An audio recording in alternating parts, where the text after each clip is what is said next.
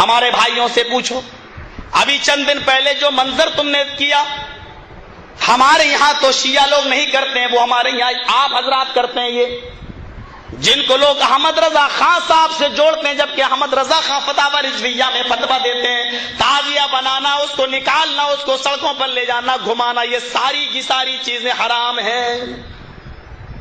قیامت کے دن تم جناب محمد رسول اللہ کو کیا منہ دکھا سکو گے؟ تم اپنے بزرگوں کو، اپنے اماموں کو، اپنے مولویوں کو بھی منہ دکھانے کے لائق نہیں ہو۔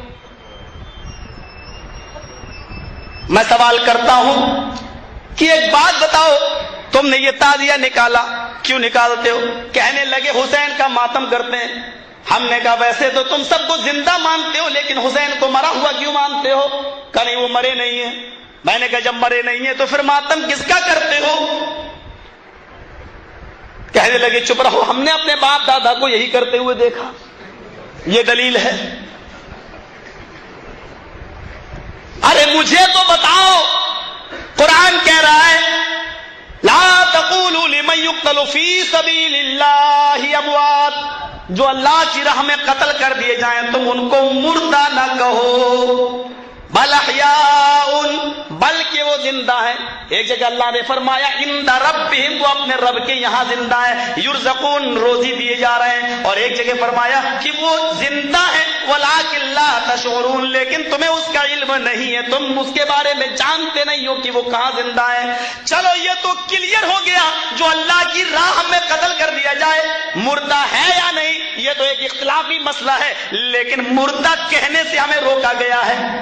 اللہ نے یہ نہیں کہا کہ وہ مردہ نہیں ہے، اللہ نے یہ کہا کہ تم ان کو مردہ نہ کہو، لا تقولوا لمن يقتل في سبيل اللہ، تم ان کو مردہ نہ کہو۔ جب ان کو مردہ کہنے کا حکم نہیں ہے اور تمہاری نظر میں شہید تو مرتا ہی نہیں ہے، وہ زندہ ہے، تو مجھے بتاؤ کہ جب زندہ ہے تو پھر ماتم کیسا؟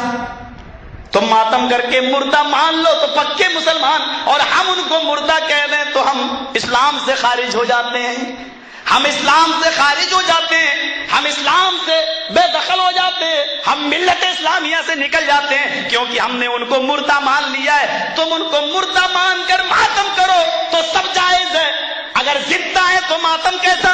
زندہ ہے تو ماتم کیسا؟ اگر زندگی میں کسی کا ماتم کرنا جائز ہے تو تیرا باپ زندہ ہے، رو کر تو دکھا، تیری ماں زندہ ہے، ماتم کر کے تو دکھا، تیرا دادا زندہ ہے، ماتم کر کے تو دکھا۔ اپنے باپ کی زندگی میں ماتم کرے گا تو توہین ہوگی کہ باپ کو زندہ، لوگ کہیں گے ماتم کیوں کر رہا ہے؟ ارے زندہ کا بھی کئی ماتم ہوتا ہے، تجھے کوئی اور نہیں ملا تھا ماتم کرنے کے لیے؟ فاطمہ کا باپ اور اس کے نواسے ہی ملے تھے کہ وہ، اور قانون تو دیکھو، قانون تو دیکھو، یہاں حضرت حسین 10 تاریخ کو شہید ہوئے تو ان کا ماتم ہوگا، اور وہاں 12 ربیع الاول کو جناب محمد رسول اللہ کا انتقال ہوا تو وہاں جناب محمد رسول اللہ کی خوشی منائی جائے گی۔ غور طرف مسئلہ ہے یہ، یہاں تو 10 تاریخ کو شہید ہوئے حضرت حسین تو ماتم ہو رہا ہے، اور وہاں 12 ربیع الاول کو جناب محمد رسول اللہ کا انتقال ہوا تو وہاں خوشیاں منائی جا رہی ہیں، قمقمے جلائے جا رہے ہیں، لائٹیں جلائی جا رہی ہیں، اگربتیاں جلائی جا رہی ہیں، اور کہا جا رہا کہ آج کے دن جناب محمد رسول اللہ کا جنم ہوا، پیدائش ہوئی۔ پیدائش میں تو اختلاف ہے، لیکن انتقال میں تو اختلاف کسی کا نہیں ہے۔ تم کہتے ہو 12 کو پیدا ہوئے، ہم کہتے ہیں 9 کو پیدا ہوئے، چلو 9 یا 12 میں سے کوئی ایک تو صحیح ہے۔ اختلاف پیدائش میں تو ہے لیکن انتقال میں تو اختلاف نہیں ہے۔ اور آپ کو ایک پوائنٹ کی بات بتاؤں، چلو میں نے مان لیا کہ 12 تاریخ کو پیدا ہوئے، چلو آپ کی بات سراغوں پر، تو کبھی آپ نے اس حکمت پر بھی غور کیا کہ ایسا کیوں ہوا 12 ہی کو؟ آپ کو ایک پوائنٹ کی بات بتاؤں، اللہ کے نبی پیدا کس دن ہوئے؟ دن پیر، اور انتقال کس دن ہوا؟ پیر۔ پیدا بھی پیر کے دن ہوئے، انتقال بھی پیر کے دن ہوا۔ پیدا کس مہینے میں ہوئے؟ ربیع الاول۔ انتقال بھی کس مہینے میں ہوا؟ ربیع الاول۔ پیدا بھی 12 تاریخ کو ہوئے، انتقال بھی 12 تاریخ کو ہوا۔ اے بریلوی کٹھ ملاؤ، کبھی تم نے غور بھی کیا ہے اس حکمت پر؟ 12 تاریخ کو آپ پیدا ہوئے پیر کے دن، پیر کے دن صرف میلاد ہی نہ بنانا، خوشیاں ہی نہیں منانا، یہ دن آپ کے انتقال کا دن ہے، اس کو بھی سامنے رکھنا۔ 12 ربیع الاول، اس مہینے کو صرف خوشی کا مہینہ ہی نہیں بنانا۔ اگر اس مہینے میں سورج چمکا تھا تو اسی مہینے میں سورج غروب بھی ہوا تھا، اس لیے خوشیاں اتنی نہ منانا کہ غروب ہونے کا، انتقال ہونے کا غم بھول جاؤ۔ 12 تاریخ کو بھی قم میں اور لائٹ جلا کر اتنا خوش نہ ہونا کہ 12 ربیع الاول کو جناب محمد رسول اللہ کا انتقال ہوا۔ اس تاریخ میں امام حسین 10 تاریخ کو پیدا ہوئے تو تم شہادت مناتے ہو، ماتم کرتے ہو۔ میں پوچھتا ہوں کہ 12 ربیع الاول کا دن تھا اور حضرت فاطمہ چیختی جا رہی تھی۔ امام بخاری اس روایت کو لاتے کہ 12 ربیع الاول کا دن نبی اکرم کی روح نکل چکی ہے قبض عنصری سے، اور حضرت فاطمہ چیخ چیخ کر کہتی جا رہی ہے، واہ کر بابا من عجاب رب بندہ، واہ کر بابا من جنت الفردوس مأوا، واہ کر بابا الا جبریل لنا۔ ہائے میرے ابو، آپ کو اللہ نے بلایا اور آپ نے اس دعوت کو قبول کر لیا۔ واہ کر بابا من عجاب رب بندہ، ہائے میرے ابو، آپ کو اللہ نے دعوت دی، اپنے پاس بلایا اور آپ چلے گئے، یہ بھی نہیں سوچا کہ پیچھے کن کو چھوڑ رہے ہیں۔ آپ کو آپ کے رب نے بلایا اور آپ چلے گئے۔ واہ کر بابا من جنت الفردوس ماوا، ہائے میرے ابو، آپ کا ٹھکانہ تو جنت الفردوس ہے۔ واہ کر بابا الا جبریل لنا، اے میرے ابو، اب جبرائیل کس کے پاس آئیں گے قرآن لے کر؟ اب کس کے پاس آئیں گے وحی لے کر؟ میں جبرائیل کو بلاتی ہوں اور آپ کے انتقال کی خبر دیتی ہوں، میں جبرائیل کو بلاتی ہوں اور ان کو بتا دیتی ہوں، اے جبرائیل اب نانا محمد رسول اللہ اس دنیا میں نہ رہے۔ وہاں 12 ربیع الاول کو حضرت فاطمہ کا یہ حال ہے، یہ حال ہے، اور تم 12 ربیع الاول کو لائٹیں جلاتے ہو، قمقمے جلاتے ہو۔ مجھے بتاؤ تو صحیح، حضرت فاطمہ کے غم میں تم شریک کیوں نہیں ہوئے؟ سوال کرنا تو ہمیں بھی آتا ہے، لیکن مجھے معلوم ہے کہ اس کا جواب تم کیا دو گے۔ تمہارے یہاں کے مولوی تو انڈیا کے مولویوں سے خطرناک ہیں۔ ہمارے ہاں اگر یہ سوال کر دیں تو لوگ کہیں گے کہ مولوی جرجیز کی تقریر میں نہ جانا، نکاح ٹوٹ جائے گا۔ یہ جواب ہوگا۔ تمہارے یہاں میرے ان سوالوں کا جواب کیا ہوگا اللہ ہی بہتر جانے، کیونکہ یہاں تو بغیر ٹیٹی اور لانچر کے بات ہی نہیں ہوتی ہے۔ میں نہیں جانتا ہوں اس سوال کا جواب تمہاری نظروں میں کیا ہوگا، اللہ بہتر جانے، لیکن میرا سوال پھر بھی باقی رہے گا، میرے مرنے کے بعد بھی باقی رہے گا۔ مجھے اتنا بتا دو، امام حسین شہید ہوئے، ان کی شہادت کا غم تم آج تک منا رہے ہو اس لیے کہ حسین کی بیوی نے منایا، حسین کے بیٹے نے منایا، تو تم آج تک منا رہے ہو۔ میں پوچھتا ہوں کہ محمد رسول اللہ کے انتقال کا غم ان کی بیٹی بنا رہی ہے، تو تم کیوں نہیں بنا رہے ہو؟ ان کے غم میں تم شریک کیوں نہیں ہوئے ہو؟ اور غم بھی ایسا جو تھوڑا بہت نہیں ہے۔ حضرت فاطمہ سے سنو کہ غم کیسا ہے، کہتی ہے صبت علی الایام، اگر وہ غم جو نبی کے انتقال کے بعد میرے اوپر ٹوٹے ہیں، غم جو میرے اوپر آئے ہیں، اگر یہ غموں کے پہاڑ کسی دن کے اوپر ڈال دیے جائیں تو دن بھی رات میں بدل جاتے، اگر یہ غم کسی پہاڑ کے اوپر ڈال دیے جائیں تو پہاڑ بھی ریزہ ریزہ ہو جائے، یہ غم ہے۔ اور ان کی بیٹی بتلا رہی ہے، ان کی بیٹی کہہ رہی ہے اس غم میں آئے بریلوی مولویوں، مجھے اتنا بتاؤ فاطمہ کے غم میں 12 ربیع الاول کے اندر تم شریک کیوں نہیں ہوئے؟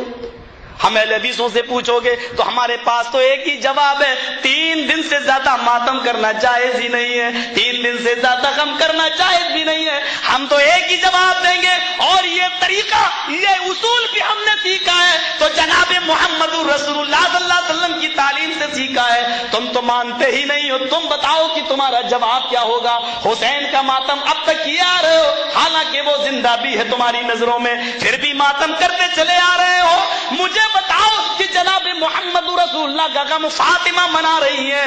حضرت عائشہ جن کی شادی ہوئی، مسند احمد کی صحیح روایت ہے، حضرت عائشہ کی شادی ہوئی، پہلی رات ہے، نبی اکرم کے ساتھ لیٹی ہوئی ہیں، بستر پہ سو رہی ہے، رات میں خواب دیکھتی پر 3 چاند چمک رہے ہیں، تینوں چاند بہت زیادہ چمک رہے ہیں، لیکن ایک چاند بہت زیادہ روشن ہے، دوسرا اس سے کم، تیسرا اس سے کم۔ اما عائشہ خواب دیکھتی ہے کہ سب سے زیادہ جو چاند چمک رہا ہے وہ ٹوٹ کر میرے حجرے میں گرا، پھر دوسرے نمبر پر تھوڑی دیر بعد چاند ٹوٹا، وہ میرے حجرے میں گرا، پھر تیسرے نمبر پہ چاند ٹوٹا، وہ میرے حجرے میں گرا۔ صبح ہوئی، اپنے نبی سے، اپنے شوہر سے یہ خواب پوچھنا چاہتی ہے، لیکن ہمت نہیں پڑی کہ میرے نبی، ابھی نئی نئی بیوی ہوں، چلو پھر کبھی پوچھ لوں گی، ابھی تو زندگی بھر رہنا نبی کے ساتھ۔ حضرت ابو بکر آئے، کہنے لگے بیٹی آیا عائشہ، تجھے تیری ماں یاد کر رہی ہے۔ اللہ کے نبی سے کہتے ہیں آپ کی اجازت ہو تو میں عائشہ کو گھر سے لے جاؤں اور اپنی بیوی سے، اس کی ماں سے ملا لاؤں، شام کو پھر آپ کے گھر چھوڑ دوں گا۔ فرمایا آپ کی بیٹی بھی ہے، لے جاؤ۔ حضرت عائشہ کو لے گئے۔ حضرت عائشہ اپنی ماں اور باپ کے ساتھ کھانا کھا رہی ہیں اور کہتی ہیں ابو جان آپ کو بھی تو خواب کی تعبیر کا علم ہے، آپ ہی بتا دیجئے، آج کی رات میں نے خواب دیکھا ہے کہ سب سے زیادہ چمکنے والا چاند ٹوٹ کر میرے حجرے میں گرا۔ حضرت ابو بکر صدیق کی آنکھوں میں آنسو آ گئے۔ کہا عائشہ کیا تم نے اس خواب کو جناب محمد رسول اللہ سے بیان تو نہیں فرما دیا؟ فرمایا نہیں۔ کہا میری بیٹی نبی اکرم سے اس خواب کی تعبیر نہ پوچھنا، جب یہ تیرا خواب پورا ہوگا تو میں خود تجھے بتا دوں گا، میں تجھے بتا دوں گا۔ حضرت عائشہ جب اللہ کے نبی کے پاس آئی تو عمر تھی 9 سال، پھر خواب دیکھتی ہے 10 سال کی ہو گئی، 11 کی، 12 کی، 13 کی، 14 کی، 15 کی، 16 کی، 17 کی، اور جب 18 کی ہوئی تو جناب محمد رسول اللہ کا انتقال ہو گیا۔ 9 سے 18 سال، پورے 10 سال وہ جناب محمد رسول اللہ کی خدمت میں رہی، وہ بھی اس خواب کو بھول گئی کہ کب میں نے دیکھا تھا اور اس کا تذکرہ نہیں کیا۔ آج جناب محمد رسول اللہ کو دفن کیا جا رہا ہے، مٹی دی جا رہی ہے اور صحابہ کرام اس مٹی کو دینے کے بعد واپس آ جاتے ہیں۔ حضرت عائشہ صبح ہو کر بیٹھی ہوئی ہے، اپنے شوہر کی قبر کو دیکھ رہی ہیں، اپنے پیارے سرتاج کی قبر کو دیکھ رہی ہیں۔ حضرت ابو بکر صدیق اپنی بیٹی کے پاس آتے ہیں، بیٹی نے آنسو پوچھے، گویا کہ وہ اپنے باپ کو یہ بتانا چاہتی ہے کہ میں رو نہیں رہی ہوں، میں غم نہیں کر رہی ہوں۔ حضرت ابو بکر کہتے ہیں ہاں میری بیٹی کیا بات ہے؟ کہا کہ مجھے کچھ خوشیاں ملی ہیں۔ کہا کیا خوشیاں ملی ہیں عائشہ؟ کہا آئے ابو جان اللہ کے نبی کا انتقال پیر کے دن میری باری کا دن تھا، میری باری تھی، میری باری کے دن نبی کا انتقال ہوا، یہ مجھے خوشی ملی ہے۔ میرے نبی کی روح قبض عنصری سے پرواز ہوئی، اس وقت آپ میری ران کے اوپر لیٹے ہوئے تھے، یہ خوشی مجھے ملی ہے۔ آپ نے مسواک کی، ٹائٹ تھی، میں نے اس کو اپنے دانتوں سے نرم کر دیا اور پھر میں نے اللہ کے نبی کو دے دی، آخری وقت میں میرا لعاب اللہ کے نبی کے لعاب سے مل گیا، یہ خوشی بھی مجھے ملی۔ فرمایا بیٹی یہ خوشیاں تجھے مبارک ہو، میں تو اپنا وعدہ پورا کرنے آیا۔ آج سے 10 سال پہلے جب تو کھانا کھا رہی تھی میرے ساتھ اور تو نے خواب بیان کیا تھا، میں نے کہا تھا کہ اللہ کے نبی سے خواب کی تعبیر نہ پوچھنا، جب یہ خواب پورا ہوگا تو میں بتا دوں گا۔ عائشہ تو نے اپنے نبی کے حجرے میں جو 3 چاند چمکتے ہوئے دیکھے تھے، سب سے زیادہ چمکنے والا چاند سب سے پہلے ٹوٹ کر تیرے حجرے میں گرا۔ عائشہ یہ وہی چاند تھا جناب محمد رسول اللہ صلی اللہ علیہ وسلم جو ٹوٹ کر تیرے حجرے میں گرا۔ اب تو اپنی نظروں سے 2 چاند اور دیکھے گی جو تیری زندگی میں ٹوٹیں گے اور اسی حجرے کے اندر دفن ہوں گے۔ جہاں غم کا یہ عالم تھا، جہاں غم کا یہ عالم تھا، میں پوچھنا چاہتا ہوں تم سے کہ تم حضرت عائشہ کے اس غم میں شامل کیوں نہیں ہو؟ میرے بھائیوں سوال اتنے ہوں گے کہ تم شرم سے سر جھکا لو گے۔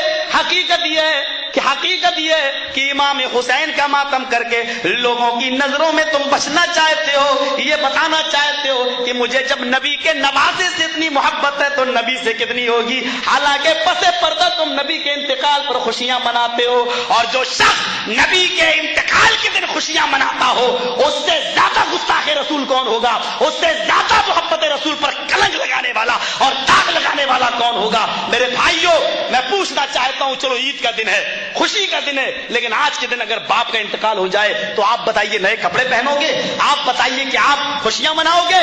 آپ بتائیے کہ آپ عید کے دن، مان لو کہ 12 تاریخ کو اللہ کے نبی پیدا ہوئے، خوشیاں منا رہے ہو، لیکن اسی دن نبی کا انتقال ہوا تو گویا کہ عید کے دن باپ مر گیا ہو، اور جب آپ اپنے باپ کی مرنے کی خوشی عید کے دن بھی نہیں منا سکتے ہو تو اس تاریخ میں ساری کائنات کے امت کا جس کو استاد کہا گیا ہے، معلم انسانیت کا انتقال ہوتا ہے، تو اس دن تم خوشیاں کیوں منا رہے ہو؟ اس دن کو تم نے غم کا دن کیوں نہیں منایا؟